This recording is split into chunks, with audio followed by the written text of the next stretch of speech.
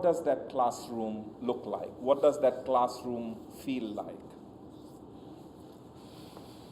Well, the first thing I would say is that it's got to be a place where you want to be as a student. You are really, you can't wait to get there, okay? Every time it happens, And the last thing is you don't want to be late. You don't want to miss anything, okay? So that's the first thing. It has to be, it has to make you smile when you think about it. It is a place where you really have a ball, and it's exciting, and it's fun, and it's interesting, and and when the bell rings, if you have bells here, do you have bells in? No, but we have clocks which serve as bells. Yeah. When it gets to that hour, you say, "Oh, that's impossible." Where did the time go? Okay, so that's one thing. The second thing, for me, and this is, by the way, if I may, please digress. Digress, please. This is a question that I ask about meetings. Yes. Yeah. I mean, the many senior people have regular meeting, their management meeting once a week and so forth. Right. And one of the questions that I always ask is, so you're really looking forward every, if it's on Monday, on Sunday, you can't wait to the office at 9 o'clock on Monday to be in that management meeting. Right? And they look at me like I landed from the moon. You're crazy. Of course not. And they say, how many years you've been doing this? What's, it's your meeting. Why? Right. Yeah. Why aren't people having? Yeah. I mean, and you? I mean, you're the boss, meeting. right? Yeah. Right. You too? You don't? Yeah. What's wrong? Yeah. What's wrong? Why do you go on with this? Right. Why don't you change it? Right.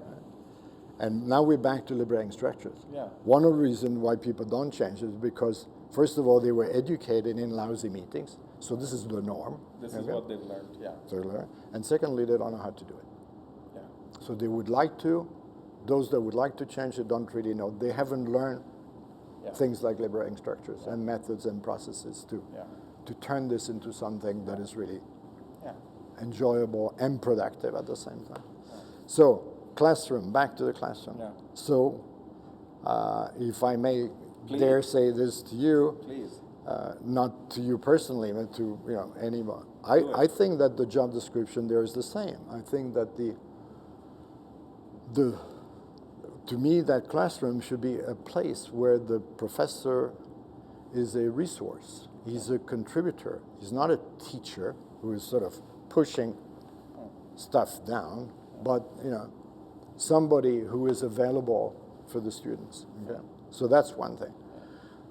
The other thing is that, for me, in the same way as I feel that in meetings presentation should be eliminated or minimized, to only what needs to be done that way as a practical communication thing.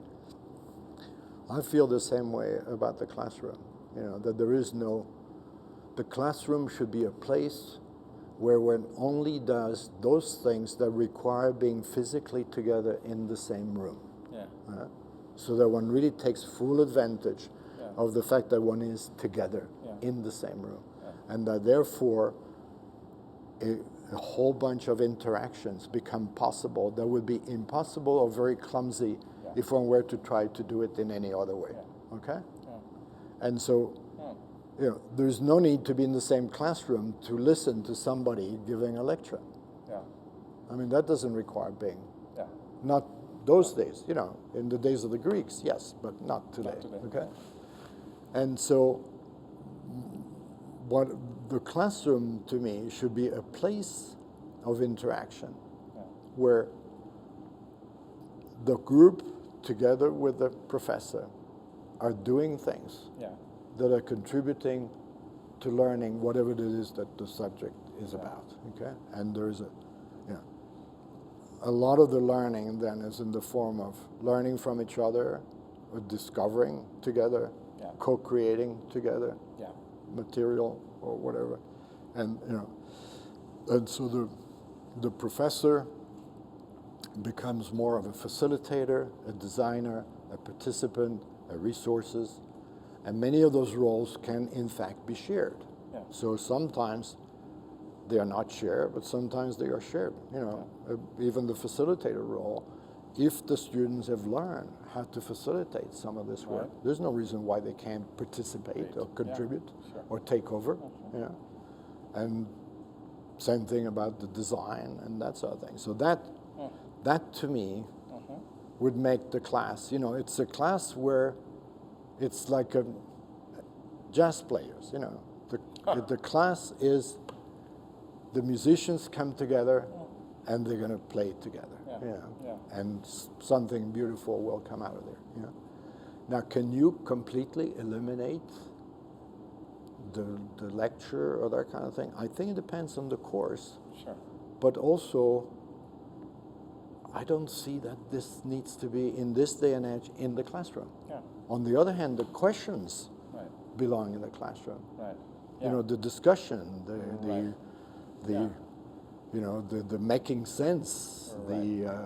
you know, how do we translate that into Yeah. something practical? The creation, the discovery, As opposed to the delivery. as opposed to the delivery. Yeah. Because the delivery doesn't, you know, it's a passive Right. kind of exercise. You know? Yeah. And so there is always the fear that, you know, something is going to get lost, because if you don't give a lecture yourself, you know, and people read it from a piece of paper, it's not going to be the same thing.